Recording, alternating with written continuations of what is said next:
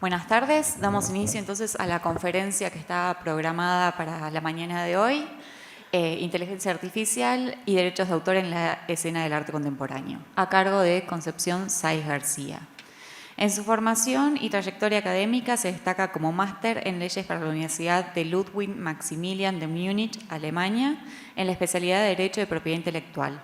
Es profesora titular de Derecho Civil en la Universidad de Valencia y vocal titular de la sección primera de la Comisión de Propiedad Intelectual del Ministerio de Cultura y Deportes de España. Es autora y directora de numerosas publicaciones y desde el 2019 una de sus líneas principales de investigación es la inteligencia artificial en el ámbito del derecho de autor. Te damos la palabra. Muchísimas gracias, Ángeles. Y bueno, sobre todo pedirles disculpas, aunque no soy la responsable del retraso del vuelo, pero bueno, pues se estropeó todo el programa que me habían organizado.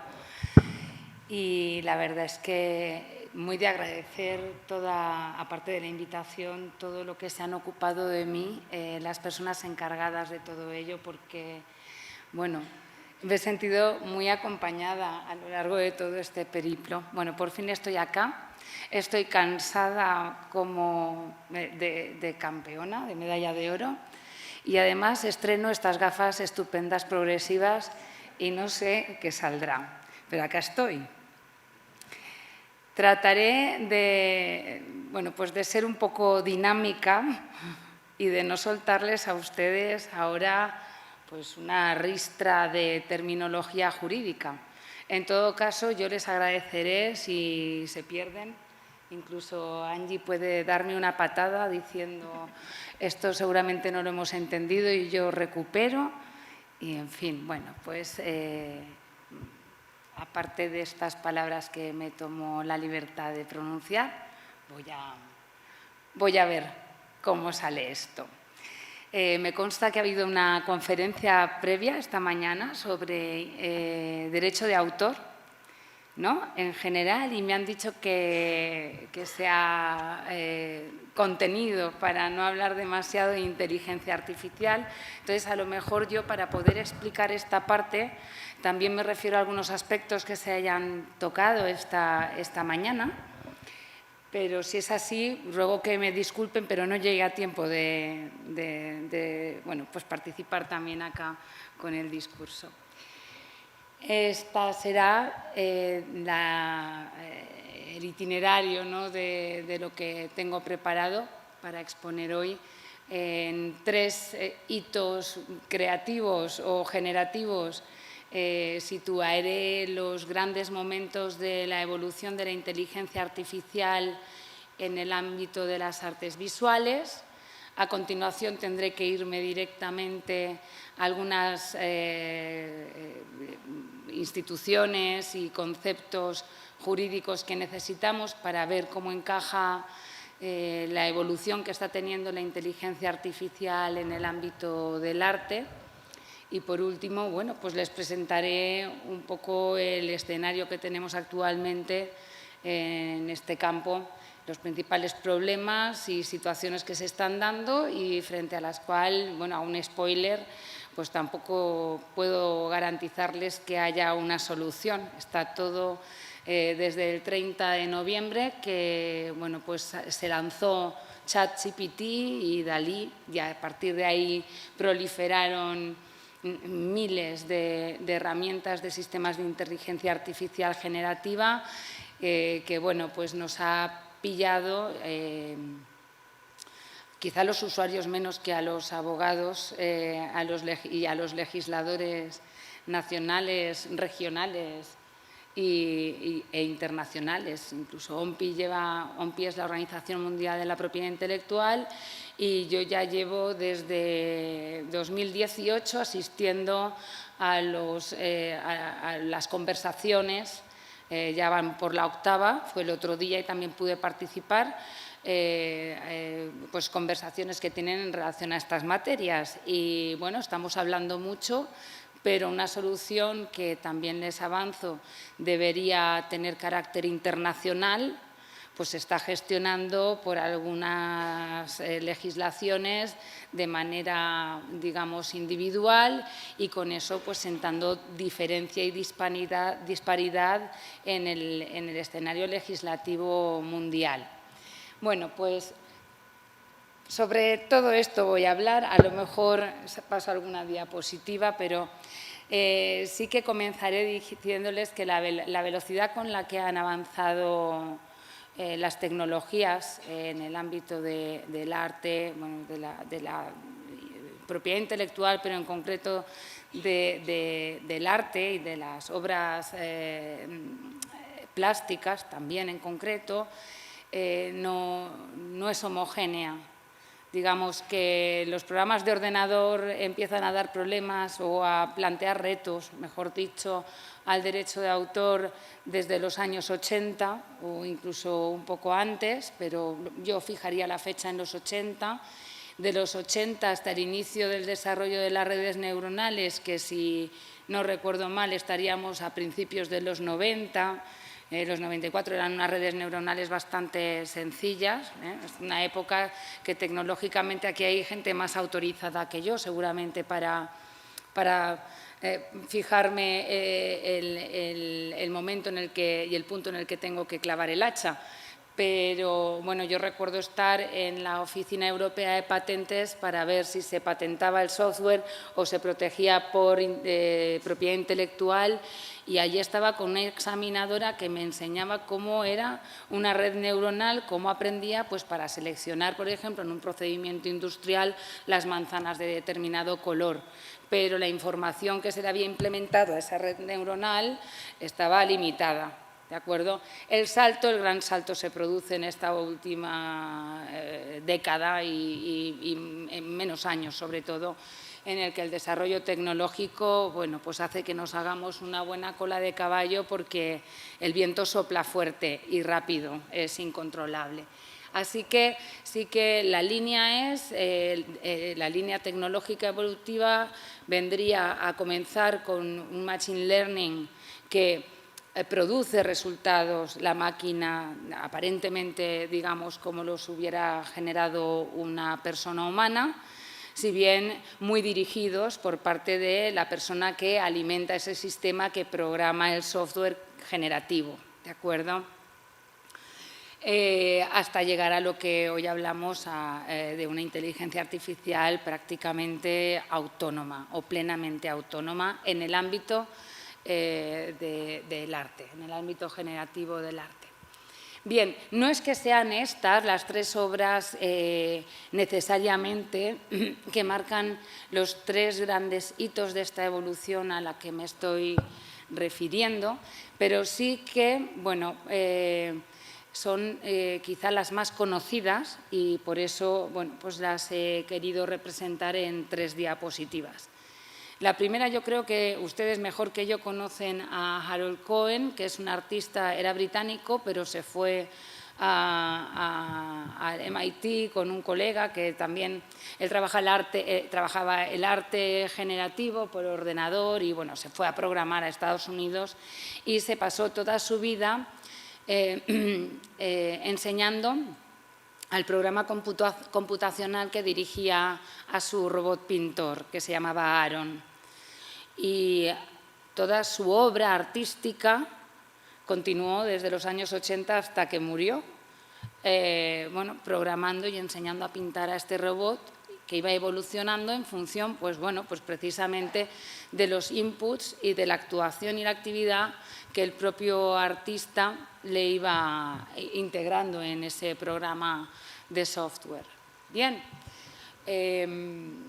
aquí es verdad que el propio Cohen, si se leen entrevistas del artista, se pronuncia diciendo yo ya no sé quién es el artista porque Aaron se comporta muchas veces de manera que yo no sé ni cómo lo ha conseguido y ha ido, digamos, de manera independiente.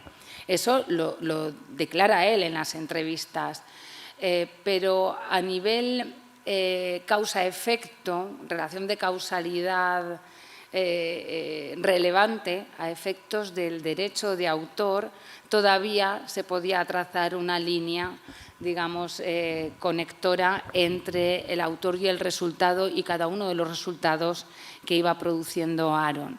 Y en todo caso también se trataba de algo tan aislado que no se trabajó demasiado, quizá, o no dio tampoco ningún motivo para poner en tela de juicio si aquí había algo que no tuviera su origen en la creatividad humana, puesto que la creatividad humana era la que iba enseñando a ese sistema computacional que a continuación se traducía en la pintura, pintura además, digamos, material en lienzo que realizaba este robot.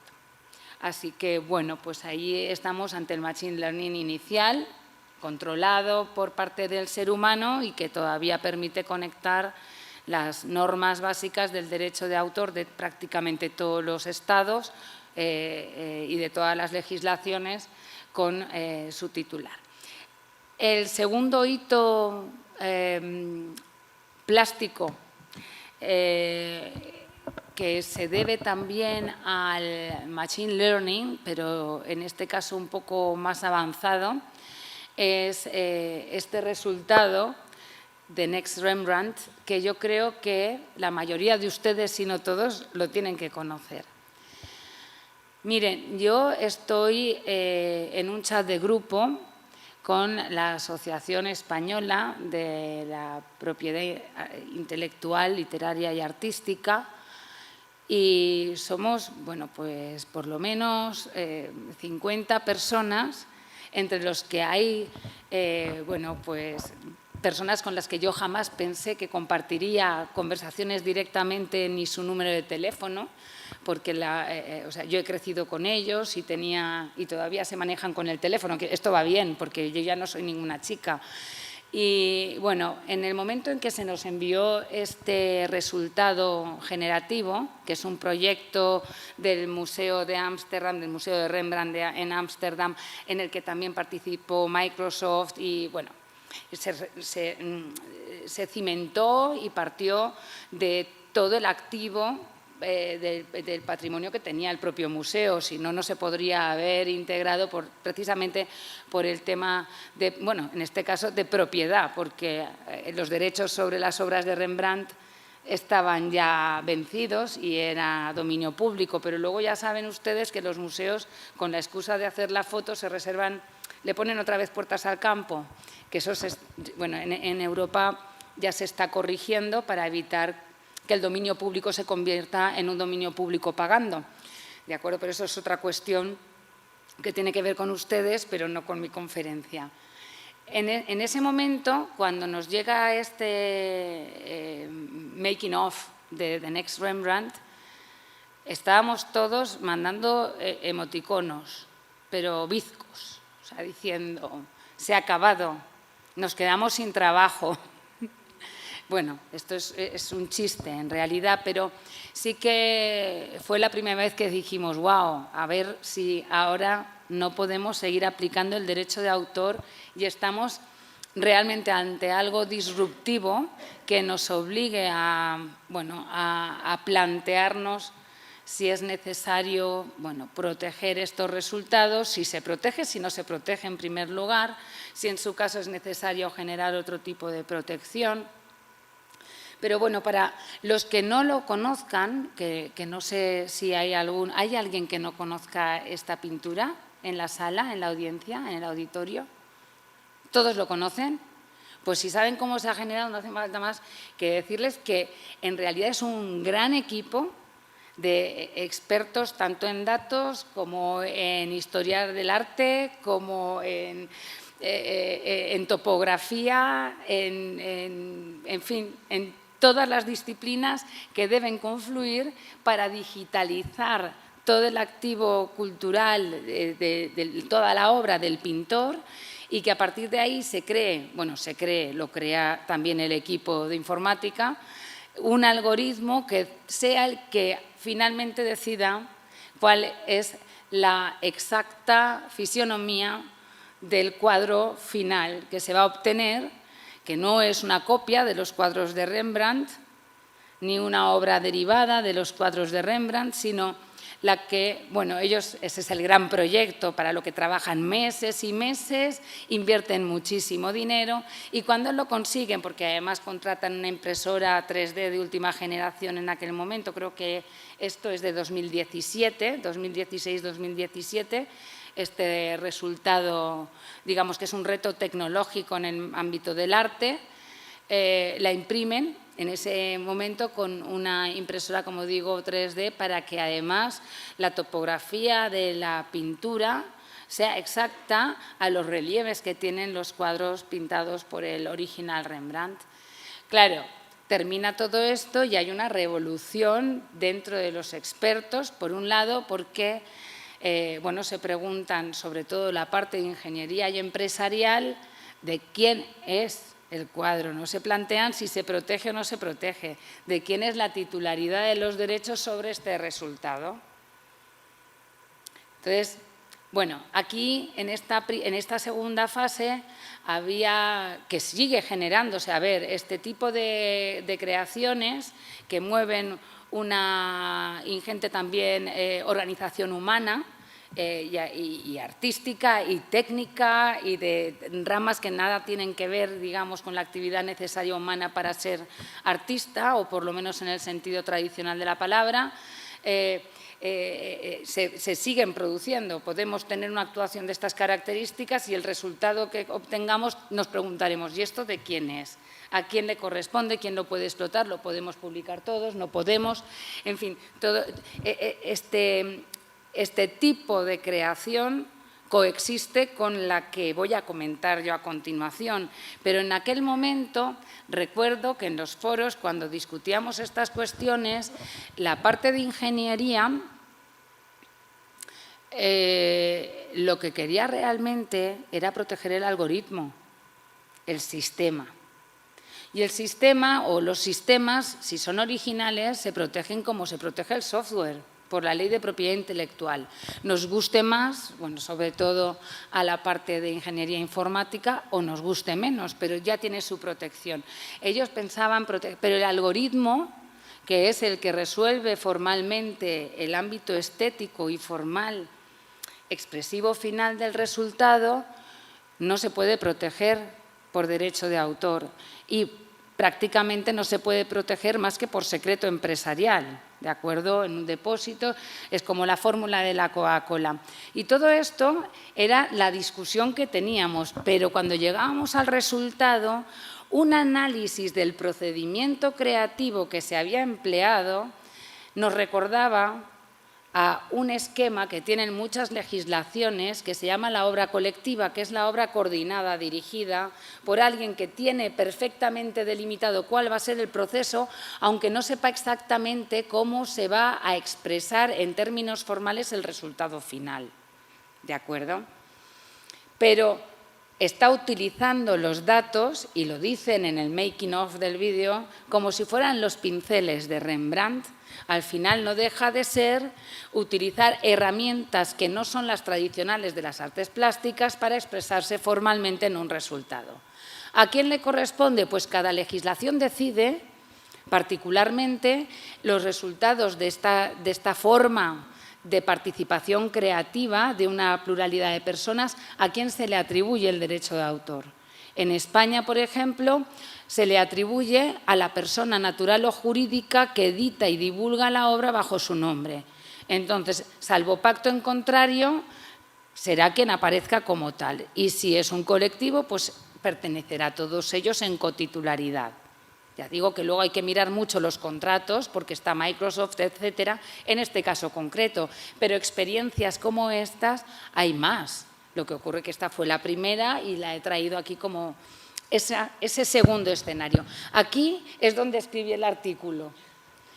Hasta aquí puedo aprovechar todo lo que investigué en aquel momento, porque llega el 30 de noviembre y viene nuestro compañero y amigo ChatGPT o Dalí o Midjourney, en fin, y como ellas un sinfín de herramientas de inteligencia artificial en las que, bueno, pues digamos que deja de ser un proyecto como en el caso anterior para ser una herramienta puesta en manos de los usuarios y además, como empezó en abierto, de cualquiera que tenga una conexión a Internet puede utilizar estas herramientas porque prácticamente todas tienen un modo gratuito y luego ya tienen el Pro o el Premium, que le da más herramientas, bueno, sobre todo en el ámbito que nos interesa de trabajo y de modificación o de interacción entre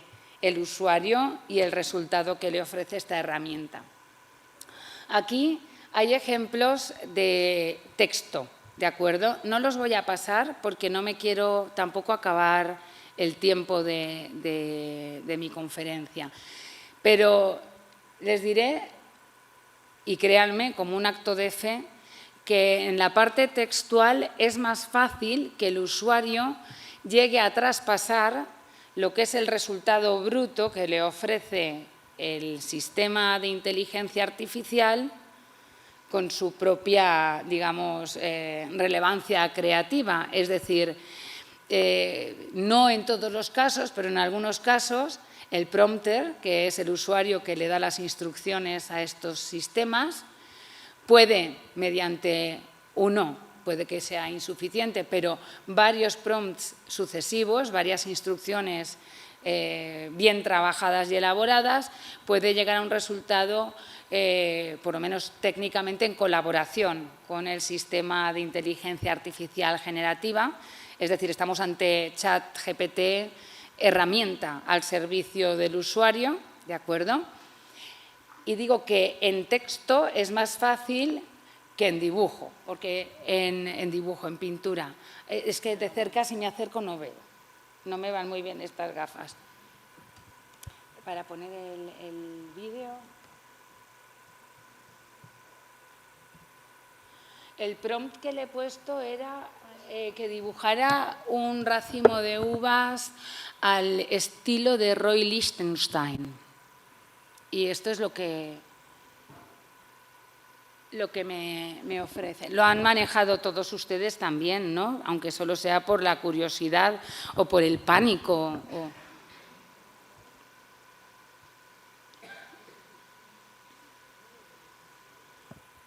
Bueno, ¿qué les parece? Esta no carga, pero da igual, es del estilo de las otras. Bien, yo mi tiempo de investigación le dedico un rato al día para ver de qué manera en las artes plásticas consigo un prompt que trascienda al resultado, de manera que el resultado automáticamente enviado por la herramienta, ya sea Dalí, ya sea Midjourney, ya sea cualesquiera otras herramientas, pues conseguir plasmar mi personalidad en el resultado final. Pero luego tengo más intentos, ¿de acuerdo? Aquí el prompt que le he dado, lo he vuelto a poner, no la pasé. No, la anterior, se ve que hay dos. Bueno, puse, no pasa nada, no pasa absolutamente, vayamos, no pasa absolutamente nada. Lo que quería decirles es que le he puesto un prompt más complicado porque le he dicho, sitúa el racimo de uva en un paisaje volcánico con un sol que nazca a la derecha de la imagen en la esquina superior. Que me haga caso, pues como mis hijos. Igualito, igualito. No ha habido manera. Pero claro, yo tengo que seguir intentándolo y a mis estudiantes los estoy utilizando también porque, a ver, cuanto más experiencia acumulemos, más seria será la conclusión que yo pueda participar a ustedes y a otros auditorios. Bueno, aquí me dediqué a dibujar un croissant estilo Pollock. Bien.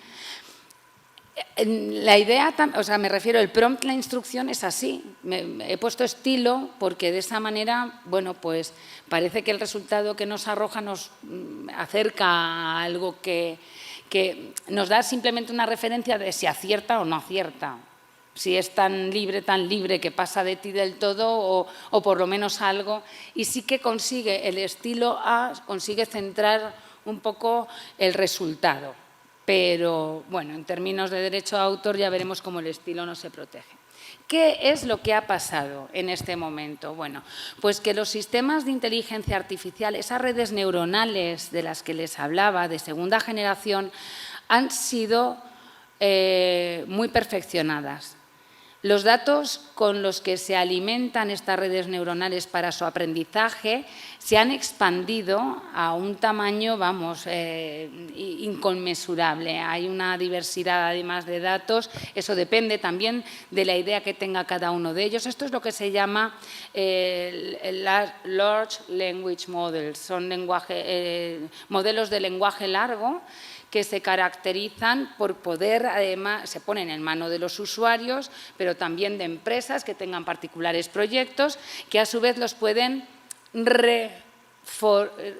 reorientar para que generen una actividad específica con mayor precisión. Es decir, los datos que se implementan son de todos los tipos, de modo que esto lo hace muy versátil y luego se vende el producto a una empresa, pues por ejemplo un despacho de abogados, para que con toda la información que ya ha acumulado, con sus archivos, con su experiencia, como en los museos se trabaja, se vuelve a alimentar ese sistema y claro, cuando tenga yo que interponer una demanda o contestar a una demanda, yo ya sé cómo lo hemos hecho en casos anteriores y el resultado que me va a dar el sistema pues es bastante certero, aunque siempre es creativo por sí mismo.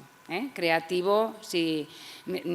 Hay una profesora de Derecho de Autor muy conocida de acá, que es Delia Lipzig, que dice, yo no puedo ni escuchar cuando se dice que la inteligencia artificial es creativa, porque crear solo podemos los hombres.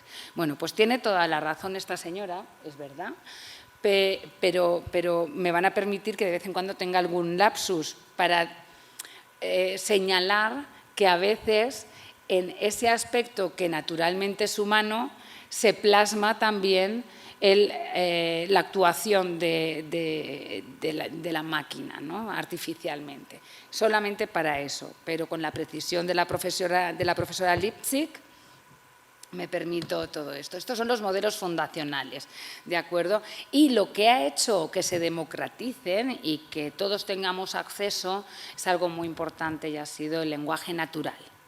Poder hablar con ellos sin necesidad de tener nociones de programación, ¿de acuerdo? Así que cualquiera, mediante el uso de la palabra, accede a este sistema y le dice cómo se tiene que comportar. Así que ha habido un perfeccionamiento de los modelos, de los algoritmos, y de lo que se habla ahora es de inteligencia artificial como un servicio puesto en manos de los usuarios y que lo contratamos para utilizarlo, ¿de acuerdo? Así que lo que utilicemos, lo utilizamos nosotros y el resultado es lo que tenemos que ver si se protege o no, entre otros de los retos que plantea al derecho de autor. Esto lo abordaré muy brevemente porque me imagino que se habló de la originalidad en la primera conferencia, un poquillo, ¿no? Bueno, la idea para poder saber si el resultado final es o no, podemos estirar todavía las reglas tradicionales del derecho de autor para proteger los outputs de estas herramientas o no, depende de eso que estoy comentando yo todo el rato, de trascender de una manera creativa la parte y la actividad humana en la forma final estética que arroja y que genera el sistema, ¿de acuerdo? Mientras no haya esa actividad humana relevante en términos de derechos de autor, el resultado no se puede calificar como obra de ingenio y, por tanto, protegible por derecho de autor. Ese concepto, ya saben ustedes, que legalmente es diferente al que se utiliza en sus disciplinas, ¿de acuerdo? Ustedes pueden estar pagando por obras de arte por performances, por cantidades de dinero nada desdeñables y jurídicamente estar en dominio público y no ser protegibles por derecho de autor. ¿De acuerdo? Por lo tanto, acá nos encontramos con la misma situación. ¿De acuerdo? Un resultado que, en principio, no vamos a saber si se protege o no. Les decía que la legislación va demasiado lenta. A nivel nacional, algunos estados, Japón, bueno, ya les comentaré luego si tengo tiempo algo de Japón, pero en principio les hablaré de lo que tengo más cerca, porque en la Unión Europea no se ha sabido qué hacer con estos resultados, pero sí que hay una resolución del Parlamento al Consejo y a la Comisión Europea y a todos los gobiernos nacionales de los 27 países de la Unión Europea, que es esta resolución de 2020 en la que se dice que, por favor, no hagamos nada, que muchos de los resultados de 2020, estamos con Next Rembrandt, con esa era de Rembrandt, que muchos de esos resultados son todavía a día de hoy subsumibles dentro de las reglas tradicionales del derecho de autor, que es lo que les comentaba hace un momento. Pero que si el resultado es completamente autónomo del sistema de inteligencia artificial, es decir, basta un prompt, una instrucción básica, core prompts le llaman, ¿no?, para que la máquina genere un resultado. En esos casos, las obras producidas de esa manera por agentes artificiales y robots no deben poder acogerse a la protección mediante derechos de autor a fin de respetar el principio de originalidad que está siempre unido a una persona física, natural, nosotros, carne y hueso. Porque luego, cuando la persona jurídica está detrás, lo hace a través de personas de carne y hueso, ¿de acuerdo? Bueno, pues esta es la instrucción que tenemos a nivel europeo. Por lo tanto, cuando no haya participación humana relevante en términos de derecho de autor, no tenemos ninguna solución actualmente, por lo menos dentro del marco del derecho de autor, y si acaso luego tenemos tiempo comentaré posibles alternativas, pero que no es lo que a nosotros nos interesa. ¿De acuerdo? Bien, agente creador, por tanto, el ser humano. ¿De acuerdo? Somos las personas físicas las únicas capaces de crear. ¿De acuerdo? Este principio es un principio básico, inspirador, por distintas razones, no solo del derecho continental europeo y de todos los países en cuyos sistemas se adopta la fórmula de civil law, le llaman, por contraposición al copyright, sino que también en derecho americano de propiedad intelectual, si la obra no es producida por una persona humana, la Copyright Office tampoco permite su inscripción registral. ¿De acuerdo? Y a diferencia de Estados Unidos, Europa no requiere el registro ni la inscripción para que nazca este derecho exclusivo, sino que uno es autor, en términos legales, cuando crea una obra literaria, artística o científica original, que es, bueno, pues cuando el resultado se debe a una actuación que consiste en tomar elecciones formales de manera libre, no condicionada, que se plasmen de manera relevante en la obra, en el resultado final. ¿De acuerdo? Así que el hombre, si participa creativamente, lo tiene que hacer de ese modo para poder atribuirle el resultado como fruto de su esfuerzo creativo, de su esfuerzo intelectual, que es una de las teorías que fundamentan el nacimiento de este derecho, los derechos de la personalidad, y de ahí que haya unas facultades morales en muchos ordenamientos jurídicos, y en Argentina también existe, en otros no, pero también desde la fundamentación anglosajona, utilitarista, siendo así muy digamos, bipolar, pero se hace para incentivar la creatividad. El derecho de exclusiva motiva al creador, que puede obtener rendimientos económicos de la explotación de su obra y con eso, pues claro, puede comer, puede tener un espacio y puede seguir creando. Motiva, esa es la, digamos. Y además, más utilitarista todavía, mediante la concesión de este tipo o el reconocimiento de este tipo de derechos exclusivos, se fortalece la competitividad de un país. Es más competitivo, más rico. El acervo cultural se enriquece mediante este mecanismo, o por lo menos este ha sido el punto de partida hasta ahora del derecho de autor, ¿de acuerdo?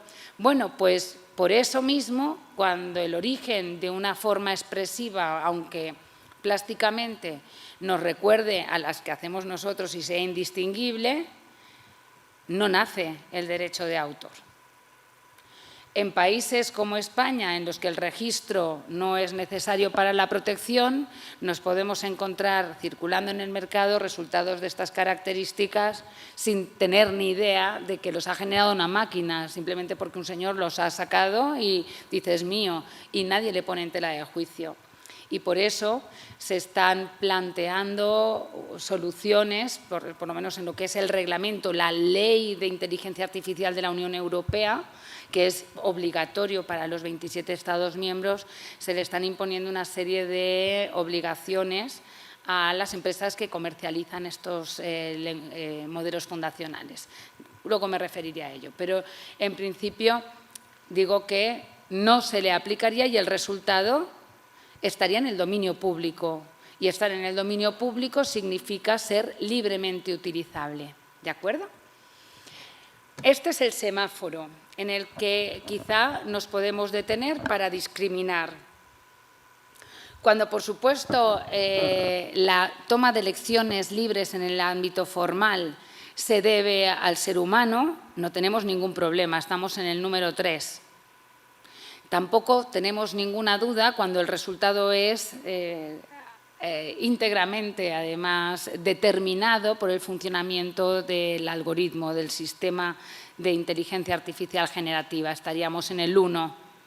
No protección en este caso y protección por el derecho de autor en el último, si se reúnen todos los requisitos de protección.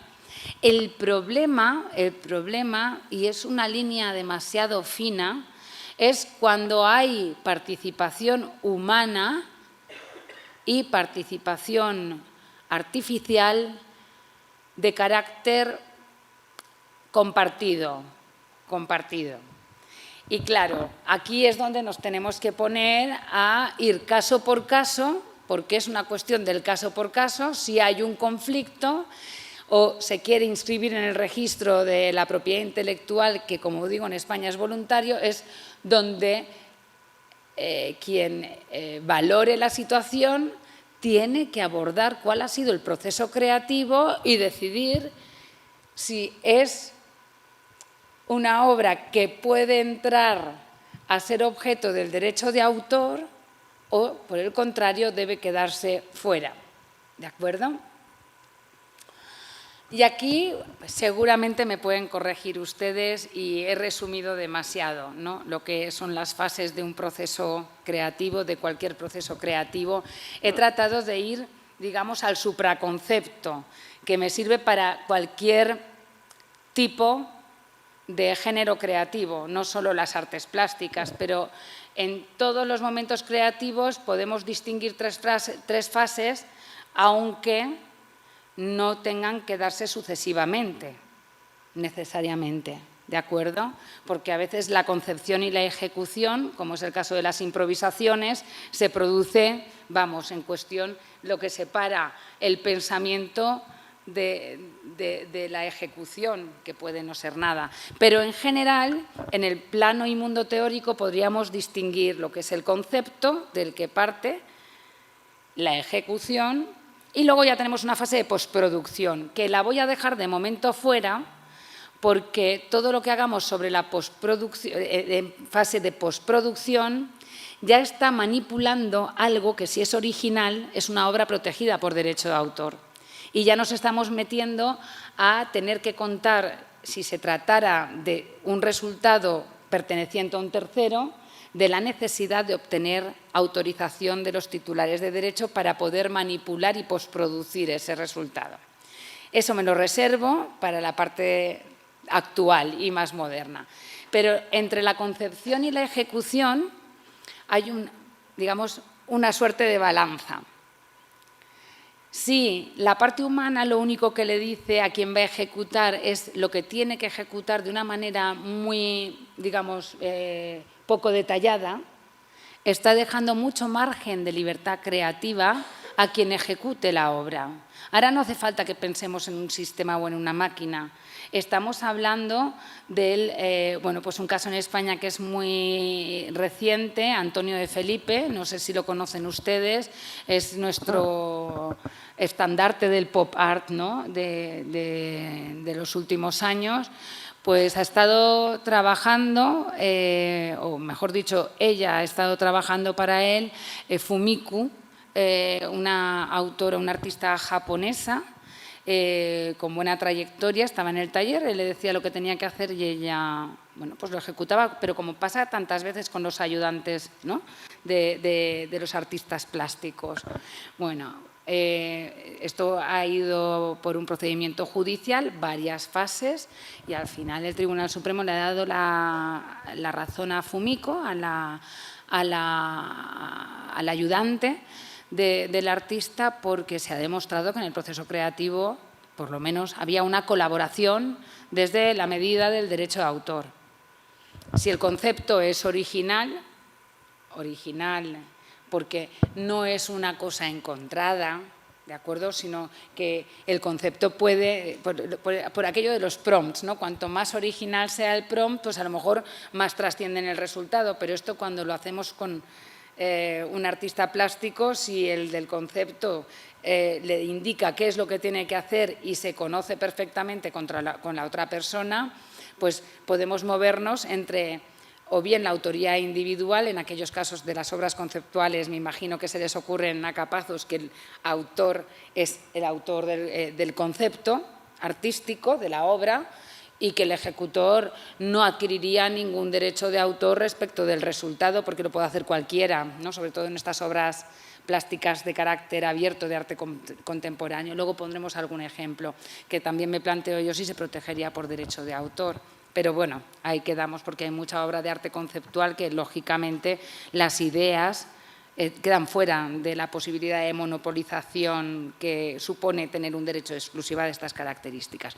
Pero bueno, vamos a ir analizando el proceso creativo y en la parte de la concepción es donde vamos a ubicar los prompts, las instrucciones que nosotros, los usuarios, le damos al sistema de inteligencia artificial generativa para que se ponga en marcha y produzca. Y la fase de postproducción va a ser fundamentalmente aquella en la que el usuario haya utilizado más o menos prompts, pero elige uno de los resultados arrojados por el sistema y lo manipula, ya sea con herramientas que ponen a su disposición el propio sistema, que advierto ya que no dejan demasiado margen para que haya una actividad humana trascendente, o por lo menos en el ámbito de las artes plásticas, porque ponerle un poco de Photoshop y poco más no supone o no alcanza esa trascendencia o relevancia que exige la situación de autoría, ¿de acuerdo? Y digo que eso se movería en la fase de concepción, y cuando es la parte de ejecución la que reúne todas las características formales del diseño final del producto, es la máquina. Entonces ya estamos fuera de la protección del derecho de autor. Y luego, en la postproducción, hablaremos ya de toda la posible manipulación, que ahí definitivamente afirmo ya, por si luego se me olvida, que hay una altísima probabilidad de poder devenir autor de una obra de ingenio que ha sido inicialmente generada por un sistema de manera autónoma, pero sobre la cual yo luego he trabajado, como con cualquier obra que esté en dominio público, en fin, todas estas cosas. Ya digo que ahí, sin duda, es posible modificar la forma, pero como lo mismo que podemos modificar, imagínense a alguien, un artista plástico, que va a hacer un collage a partir de cosas que se va encontrando. Si además admitimos que ese collage tiene ese requisito de originalidad que ha sido fruto de la personalidad del autor, que ha elegido libremente la forma que quería darle, a pesar de apoyarse en obras u objetos preexistentes, el resultado es original, sin perjuicio de que por dentro de ese collage pueda haber algún elemento también a su vez protegido y que eventualmente necesitemos autorización de los autores según la legislación de que se trate. ¿De acuerdo? Bueno, pues yo creo que este ejemplo para concepto, no sé si original, ahora lo veremos. Desde luego artísticamente verán ustedes que derrocha creatividad. A lo mejor ya estoy pisando un charco. Bien, esta artista mexicana, Adriana Lara, de acuerdo, no sé si conocen su Banana Peel, lo que hace es implicar al custodio de la exposición, donde se muestra su obra, haciéndole comer un plátano, una banana, cada día, y él tiene que dejar la piel de la banana tirada en cualquier espacio de la sala, de manera que cada día pues, tiene una forma diferente. Bueno, está claro que cualquiera puede ejecutar, cualquiera que esté en la sala podría ejecutar, ¿no?, un Adriana Lara. Pero como obras de estas están, bueno, cuántas veces he llevado a mis hijos al Museo de Arte Moderno en Valencia y hay a lo mejor una montaña de guijarros, de piedras, con la forma que suelta, el mecanismo que han tenido para depositarlas, ¿de acuerdo? Pero no deja de ser un saco de piedras que se tiene que llevar y un embudo, lo que sea, y ahí caen mis hijos moviendo las piedras. Y yo, porque no las ponen con marca, no lleva marcaje. Pero bueno, pensé, tampoco creo yo que nos denuncien por infracción de derechos morales, porque se podía volver a, si no, ¿cómo te la llevas?, ¿no? En fin, bueno, perdonen a lo mejor mi expresión, tengo mucha sensibilidad artística y me encanta, pero es que también tengo un gran sentido de humor. Entonces, espero no herir con ello ninguna sensibilidad, pero de verdad, con todo el respeto, yo creo que cabe también espacio, ¿no? No solo para la sorpresa, sino también para, bueno, pues la crítica, la ironía. Es una herramienta de libertad de expresión que puede ser perfectamente respetuosa con el sentido de lo que se dice. Bueno, ¿de quién es el resultado? Depende de cada legislación nacional.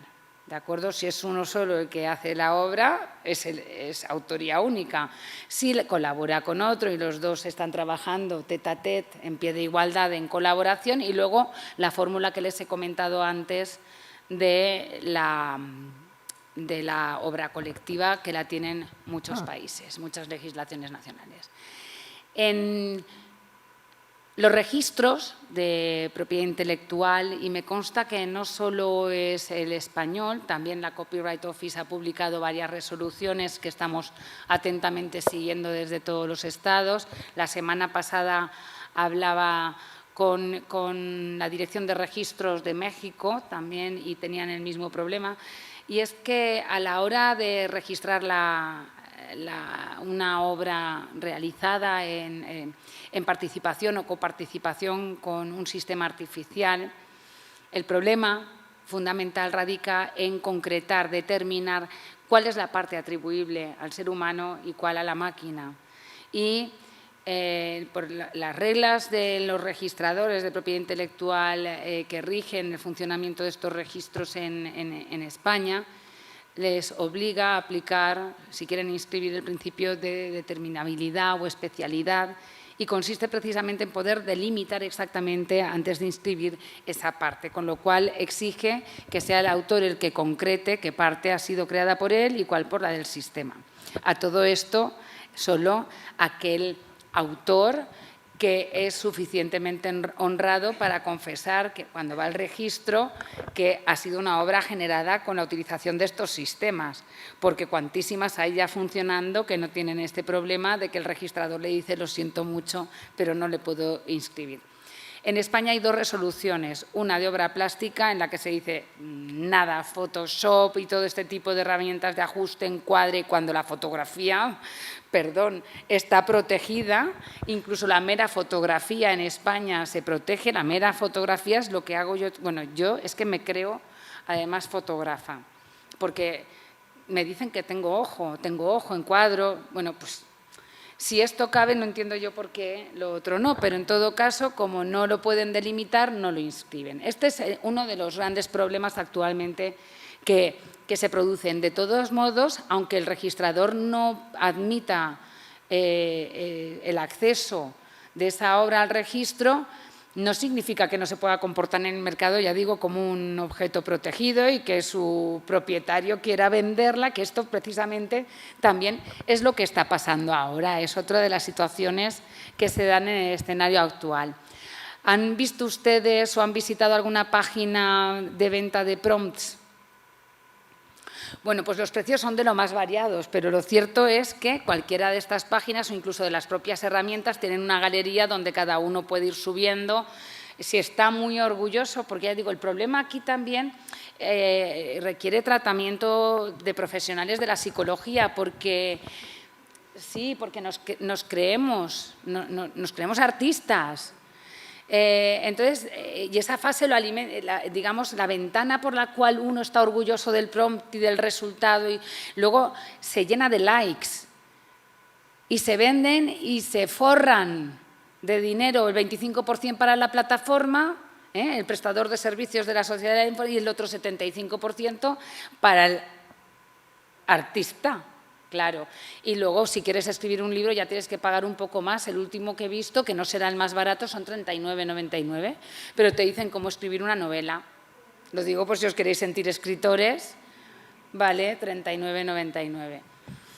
Bueno, el problema de todo esto es que hay que mirar muy bien como usuarios, y esto ya no lo digo para ver si se protege o no se protege, pero en tanto que todos vamos a ser o somos ya usuarios de estas herramientas, cuando reutilizamos el material que ellas nos ofrecen, antes de todo esto hemos firmado unos términos y condiciones en el contrato con la plataforma, y no todas ellas nos dan la posibilidad de reutilizar esos resultados, de modo que nosotros, con esa falsa sensación de artista, nos venimos arriba, publicamos y a lo mejor la propia plataforma nos dice que estamos rompiendo el contrato y que tenemos que indemnizarle no por infracción del derecho de autor, sino por infracción de los términos contractuales.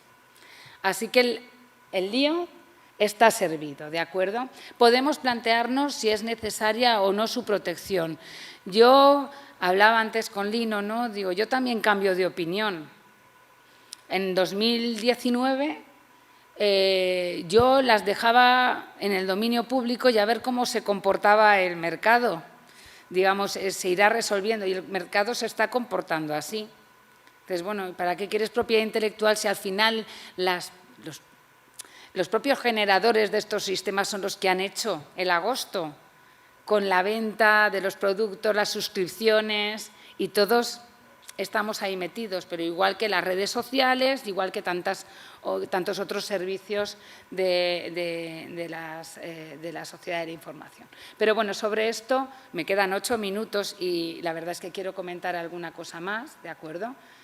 Son opciones que valoraba, pero son opciones, digamos, más jurídicas, y a ustedes no piensen que les he dejado sin información necesaria, pero creo que aquí no hay mucho jurista y les interesa menos y no les aportaría muchas cosas. Y como en todo caso tenemos un taller el día 6, pues ahí podemos profundizar.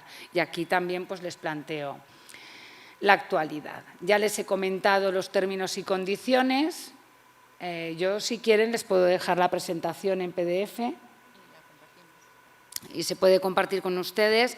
Ya saben que si consiguen extraer de su utilización algún rédito económico, vamos al 50%. Les hago muy buena oferta.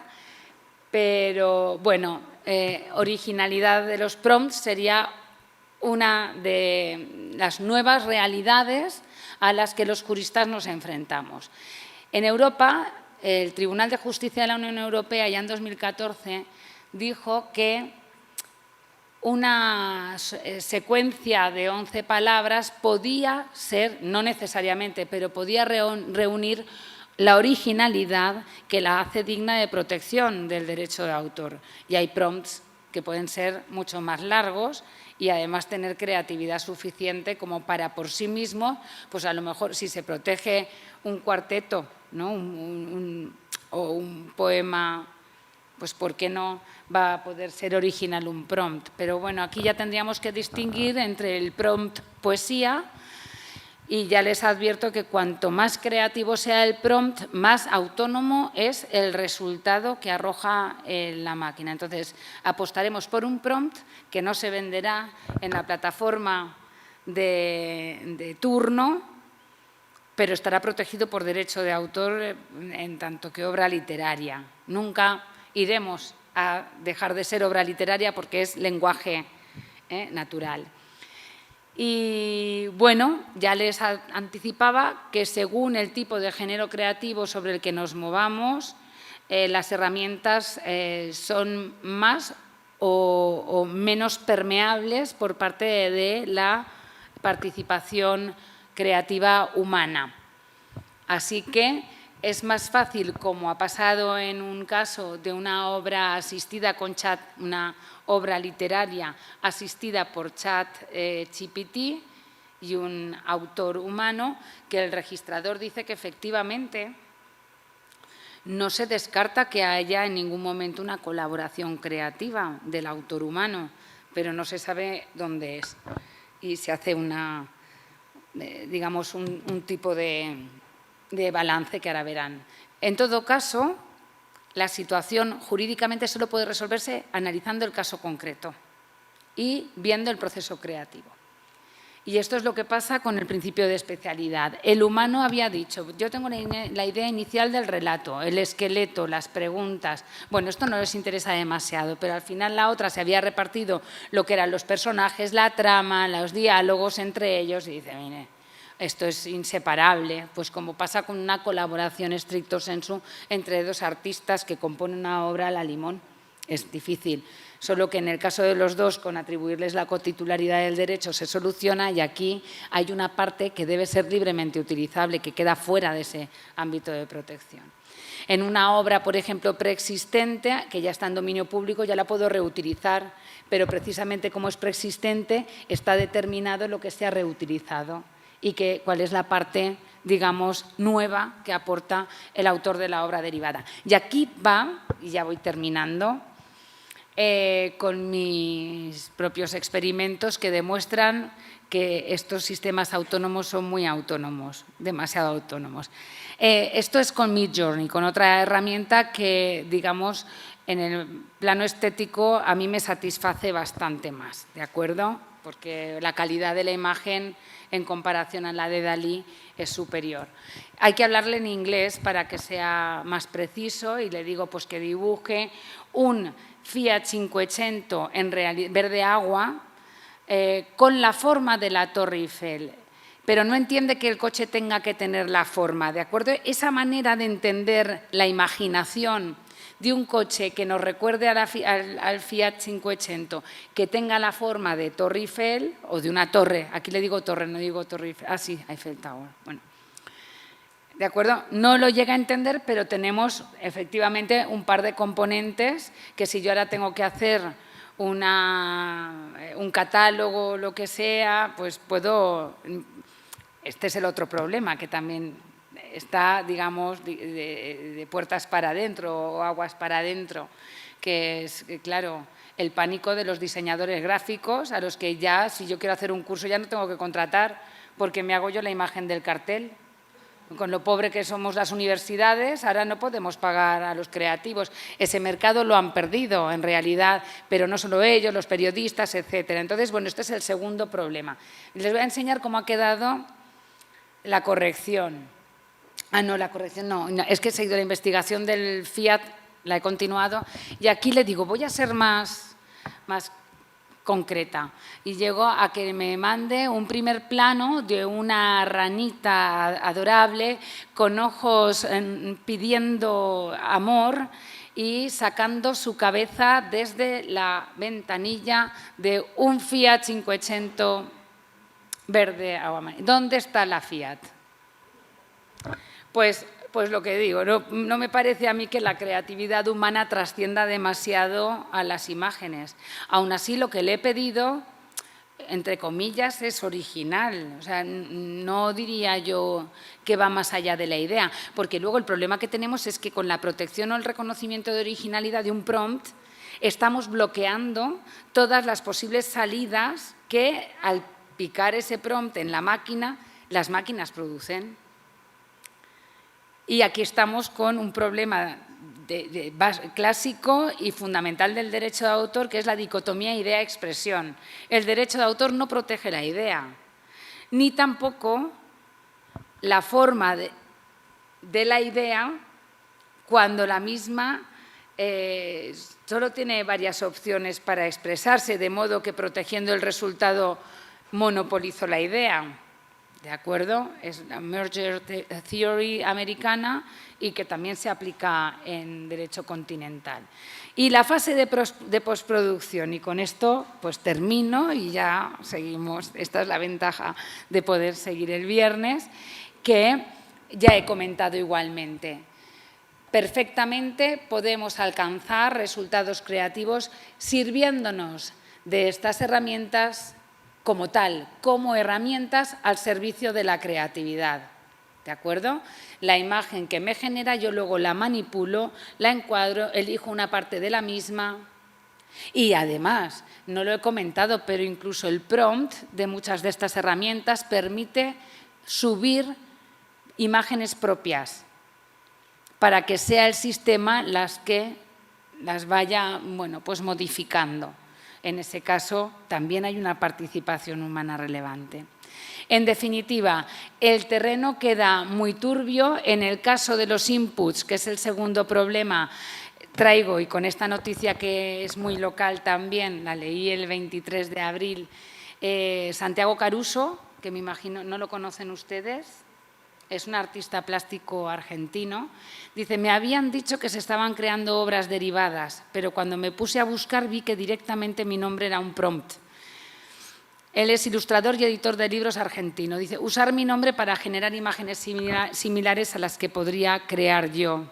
Claro, aquí está la parte del mercado laboral que se ve resentido y que está tratando de hacer lobby para impedir la protección de estos sistemas. Bueno, pues con la reproducción de las obras que es necesario para alimentar los sistemas, se da el problema de si ha habido o no infracción del derecho de autor de estas personas. Bueno, aquí lo dejo, que me he comido 23 segundos. Muchísimas gracias por su atención. Un poco más de tiempo. ¿Llevo mareo con las gafas? Bueno, acá recibimos varias preguntas, así que les paso a hacerlas. ¿Qué sucede con el derecho de autor en las imágenes usadas para el entrenamiento? Estoy entrando en una red con microfotografías de 1 milímetro cuadrado para reconocer texturas y diferenciar procesos fotográficos. Utilizo fotografías de archivos. No sé quién hace la pregunta, pero que no se identifique, iba a decir. Porque está reproduciendo las imágenes, ¿verdad? Solo muestras de 1 milímetro cuadrado, o sea, la muestra no es representativa de la imagen. Ah, no la contiene. No, es 1 milímetro al microscopio para que reconozca texturas y después identificar procesos fotográficos. Está salvado. No se preocupe entonces. Bueno, el problema que es el último que he planteado, de Caruso, ahora comentábamos, es que las bases de datos con las que se han alimentado estos sistemas, que ya están alimentados, no sé si oyeron, Google Books estaba también reproduciendo y todos decíamos, total, es un uso inocuo. Aquí la gente fair use en Estados Unidos. Nosotros en Europa tenemos una excepción o límite al derecho de autor muy estrechito para investigación y poco más. para reproducir textos y datos, incluso protegidos por derecho de autor, cuando es para hacer minería de cara a la investigación no comercial. Pero cada ordenamiento jurídico tiene una solución. El problema es que ya hay demandas en Estados Unidos y la semana pasada se interpuso la quinta, que no está contemplada aquí, pero hay otra más, de artistas plásticos que saben, como Caruso, que su obra se ha reproducido para entrenar el sistema. Bueno, sabe que se ha reproducido o entiende que se ha reproducido, pero luego en las conversaciones OMPI, con toda la tecnología representada en esas conversaciones, cuando nos explican cómo se entrenan esos sistemas, no necesariamente hay una reproducción en el sentido de fijación de la obra, que es lo que protege el derecho de autor, sino que digamos, la obra se descompone por inputs, ¿no? por pesos, y esos pesos son los que se van transfiriendo. Entonces, bueno, habrá que decidir si hay o no reproducción. En todo caso, es cierto que es una situación que también es muy difícil porque no todas las bases de datos de entrenamiento, como en el caso de Midjourney, sí que dijo que las entrenaba Lion, y Lion utiliza imágenes protegidas, otras no protegidas, y en algún caso puedes saber que tu obra ha sido reproducida por la base de datos, pero es muy difícil encontrar, porque el resultado, a no ser que pongas estilo tal y que te reconozca, que son 4 artistas los que puedes decir estilo tal y que te dé la máquina, ¿no? Que te devuelva ese estilo, eso es ser un artista ya. Digamos que eso es una referencia para el nivel del artista, del conocimiento y de su estilo, pero el estilo no se protege. Entonces, enseñándole cómo dibujar a Rembrandt sin reproducir, en este caso, las obras, podemos conseguir un estilo que es de dominio público. Tiene mala solución el tema, ya veremos cómo queda. Pero yo creo que, por ejemplo, en la Unión Europea, la propuesta que hay actualmente es una obligación de cara a estas herramientas de confesar, en todo caso, pues tipo marca de agua, que no sea posible no saber el público. Yo creo que también nos lo merecemos, ¿no?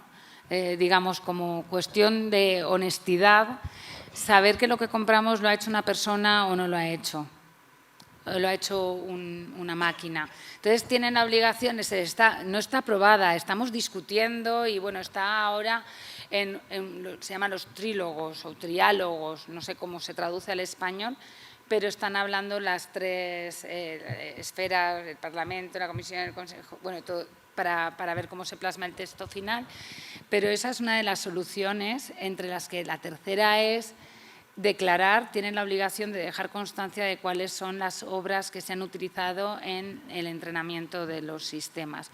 Y la segunda, ya por terminar, porque son 3, es que garanticen que evitan la infracción de derechos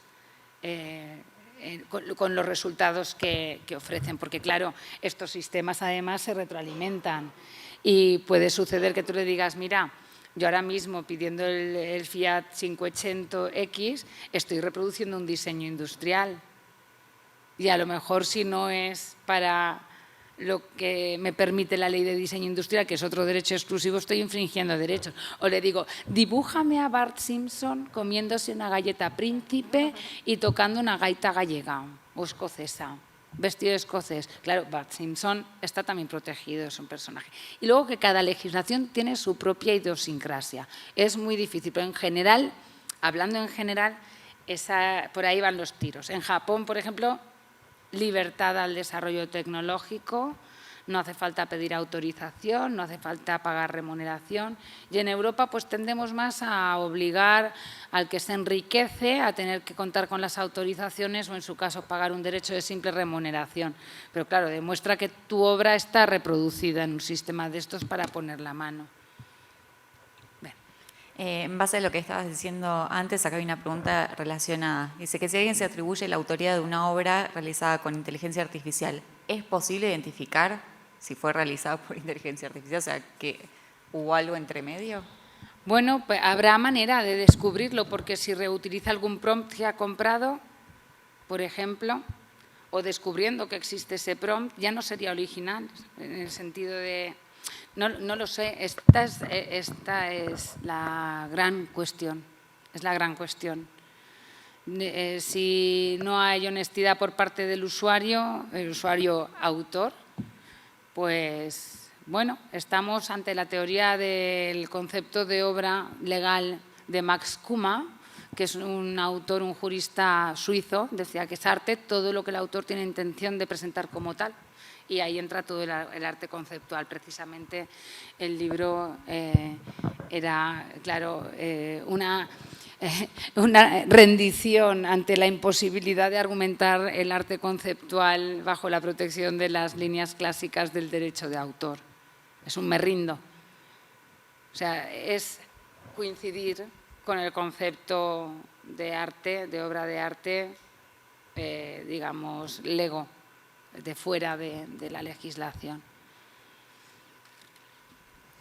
Bien, después, el tema de inteligencia artificial y derechos de autor está en boga por razones económicas. O sea, la identificación del titular es una cuestión de explotación de los derechos patrimoniales que la obra permite a quien es el titular. Claro. O sea, es... Pero también, a ver, no solo eso, es una de las justificaciones, pero a mí se me identifica y les aseguro que no cobro muchos derechos de autor, ¿eh? O sea, no necesariamente, eso depende del caso concreto, pero claro, el derecho exclusivo nos permite, por eso les digo que si consiguen mercantilizar la presentación de PowerPoint, será ideal, porque claro, yo soy generosa hasta el punto de compartir las ganancias, no tengo ningún problema en eso. Lo que me cuesta es sacarle rendimiento económico. Depende del tipo de obra, claro. Sí. Bien, siguiente. Una obra realizada con inteligencia artificial, la intervención de inteligencia artificial deja de tener mi autoría. ¿Qué diferencia hay entre este tipo de obras y las otras realizadas con otras herramientas técnicas? Pues quizá me lleva un poco a lo que estaba comentando de la mera fotografía. La mera fotografía es un simple encuadre y un disparo de una máquina. La libertad creativa del autor está en que he visto esto y lo fotografío, pero no me protege más allá de la propia utilización literal, ¿no?, de esa fotografía. Y luego, bueno, que quiero decir que hay 50 fotos, bueno, 50 millones de fotos del amanecer en la Albufera en primavera, ¿no?, a las 7 menos 20 de la mañana en Valencia. Nadie puede monopolizar su sitio favorito de fotografía, ¿no?, o su objeto favorito de fotografía. Pero bueno, no veo la diferencia en realidad. Hay que replantearse muchas cosas y lo comentábamos entre bambolinas, Dino y yo, que hay que pensar no tanto si hay que proteger esos resultados, sino hay que sacar de la ley de propiedad intelectual algunos y dotarlos de otro tipo de protección diferente, quizá más breve, ¿no? Porque tampoco lo que podemos es saturar la circulación de intangibles en la red. Es un efecto pernicioso de la superprotección tanto de meras fotografías como de resultados de estas características. Y por eso decía yo al principio que al legislador al final le ha hecho efecto boomerang, por ejemplo, la protección de las bases de datos mediante un derecho sui generis por la gran inversión que realiza su fabricante. Entonces le concede, ¿no?, X años de protección, 15 en concreto, al fabricante por, digamos, el esfuerzo y la inversión que realiza en todo esto. Ahora las bases de datos te las hace ChatGPT. O sea, y el fundamento ya se cae. Y el problema de la protección por derechos de autor de las bases de datos ha sido que estas mismas han sido las puertas cerradas que ha tenido que abrir el entrenamiento de los modelos en Europa. Se ha vuelto en contra de Europa y le impide, digamos, posicionarse entre los primeros en la generación de este tipo de sistemas, mientras que en países que no se ha protegido todo este tipo de acceso a los datos, ya sea digamos, de obras protegidas, como si no, porque las bases de datos, aunque sea de elementos no protegidos, si la selección y disposición es original o si no, y ha sido una gran inversión la que se ha hecho, están bloqueadas. Es otro derecho que hay que pagar para reproducir. Así que, bueno, habría que replantearse más bien, no en la dirección de incorporar al derecho de autor, sino de extraer y llevar a, quizá, no estoy segura, otro tipo de protección. Bien. Acá tengo otras, casi como un comentario. Dice, más que un artista, ¿no se consideraría un diseñador gráfico aquel que usara inteligencia artificial para realizar un prompt? Perdón, ¿me la puedes...? Perdón. Más que un artista plástico, ¿no se consideraría un diseñador gráfico aquel que usa inteligencia artificial para realizar un prompt? Pues este pensamiento es otro de los que también he estado sopesando. Yo creo que ante el pánico que hay en determinados sectores profesionales que tienen que ver con la creatividad, creo que precisamente son estos sectores y las personas que los integran las que deberían estar haciendo ya ingeniería de prompts, porque solo ellos y nadie mejor que ellos saben cuándo seleccionar un resultado, cómo decirle a una máquina qué es lo que tiene que hacer y cómo retocarlo. Entonces, en este sentido, yo creo que ya llegan tarde. Están los ingenieros informáticos convirtiéndose en diseñadores gráficos en vez de que los diseñadores gráficos se conviertan no en ingenieros informáticos, porque es con la palabra, pero creo que debería invertirse en la formación, de llaman ingeniería de prompts, pero no son ingenieros, sino de la manera de pues hallar el prompt perfecto para lo que tú quieres. Y yo creo que de ese modo, además, habría un segundo efecto muy enriquecedor, que es que ya no sería cualquier cosa la que iría incrementando nuestro acervo cultural, sino que sería aquello que los profesionales evolucionados tecnológicamente consideran que es válido. A mí eso me da un poco de tranquilidad, aunque al final haya de todo, como siempre, pero no sé, ese es el pensamiento que tengo yo así en mente. Bien, y me queda una pregunta sobre democratización del uso del lenguaje natural, pero tengo que pedirle que me ayude porque no entendí todas las palabras del texto. Sí, era mía. Ay, pues, como tenés... ¿No es al final una trampa esto de la democratización que termina como si fuera esto de un servicio y que ese servicio no es una trampa para todo lo que estamos... Bueno, es muy buena pregunta como todas las anteriores. Hay herramientas que realmente lo democratizan y hay otros sistemas y otras empresas que hacen el negocio.